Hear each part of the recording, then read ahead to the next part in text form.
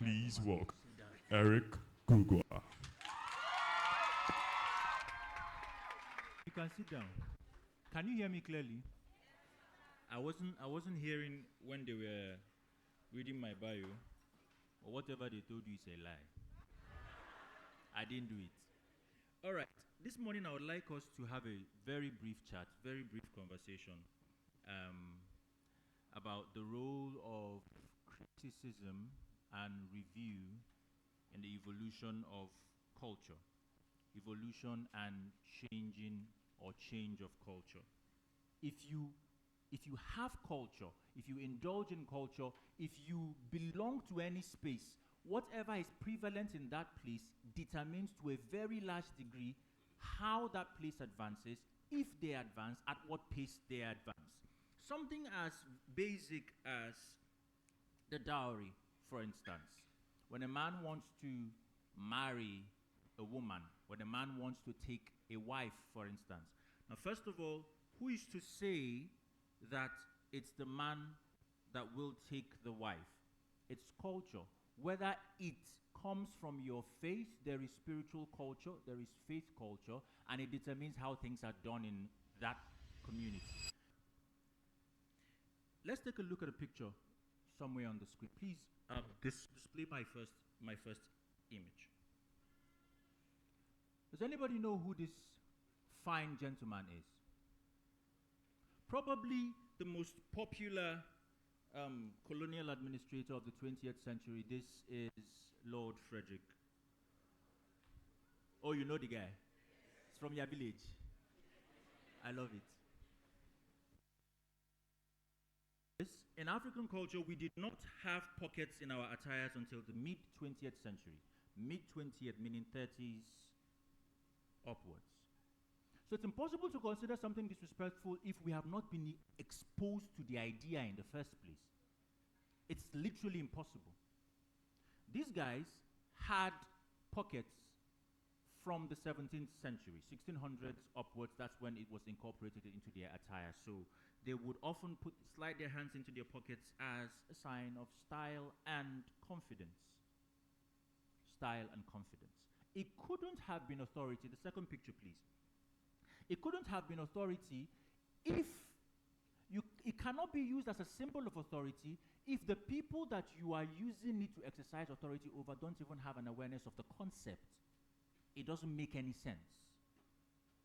And so here we have some fine gentlemen. This photograph was taken during the Empire State celebrations. How many of you are conversant with the Empire State celebrations? It was an annual thing to mark the birthday of Queen Victoria, May 24th every year. This one was taken on May 24th, 1924 in Badagry. And we can see a group of young men clad in British attires because the point of this entire celebration was to show loyalty and obligation to the throne in England. And we can see the man who is I think this was Montgomery with his hand in his pocket. And everybody is relaxed here, but only one person has the hand in the pocket. And then there's a crowd behind them. And then we have the third picture in the set, a much more uninteresting one. Now, this picture was taken in the Congo, obviously because we know that colonialism spread through vast portions of Africa, and we can see this man with his hands in his pocket.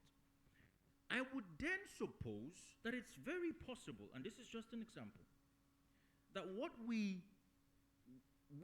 did not have a concept of, what we did not even have an idea of, which is that clothes, the African man will carry his bag separately from his cloth. We didn't have the concept of adding it to our cloth.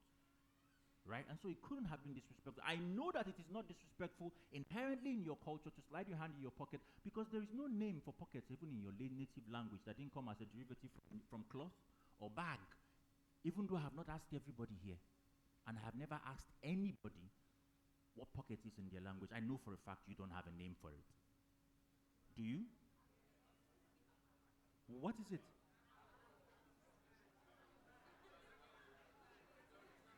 Somebody should stand up and help me. What does it mean? What does it transliterate to? Bag. So it's a derivative from bag or bag of cloth. You don't have pocket. Neither do you have collar. Do you have button? So it's borrowed culture. It came to us. And we know that if it's not captured by language, it's not captured by culture. It's borrowed. So in the same way, I probably don't have a lot of time left.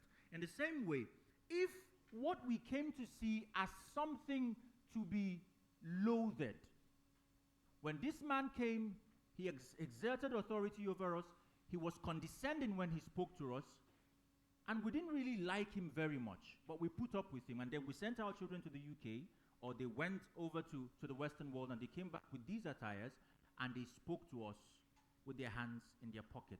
What we saw was not a child with his hands in his pocket. What we saw was a representative of something abhorrent.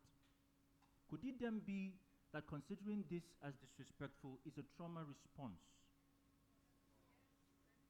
to something we considered very authoritarian and disrespectful? Could it then be? So I would say this. Now, I'm not telling you, please, if you go home and put hand in your pocket, whatever happened to you is on your head. I'm not responsible for that. This is a system of review that's important for us to have in order to be able to assess different cultures. If you're going to review culture for governance, for success in every area of life, there are 4 things that you need to take into account. Number 1 is the history. I'll give it out. I will call it HEIR, right? HEIR as in HEIR, heirs of the kingdom, co-heirs. Number 1 is history, number 2 is ethics, number 3 is impact, and number 4 is relevance. You must study the history of every culture to see if it fits, to see the why. We cannot raise a generation of children who are afraid to ask why, children who are not curious and then expect advancement and research. Research is the bedrock of innovation in every society, and if from teenage years and from infancy we are discouraged from asking why, from being confident, if we culturally criminalize curiosity and confidence, then it's no surprise that we are where we are as a society. So first of all, we must allow the question, we must allow people to probe into the history of things, we must allow them to then judge about the ethics of any matter. Then we must also check for the impact. Those who have indulged in these things, how has it helped? How has it aided their cause? How has it advanced them? And then finally, we must check for relevance. So you see, we checked the first 3 before we started talking about relevance. Because if we don't check these 3, history, ethics, impact, if we're always pursuing relevance, then we will not have strong cultural values that define us as a people. We are always pursuing after what is trendy, what is relevant. And so finally, we have the relevance. We must check how those cultures fit into advancement and progression. I hope that I have been able in this small time to bring some form of enlightenment to you. And if I did, I would please beckon on you not to mention, because we don't do that here.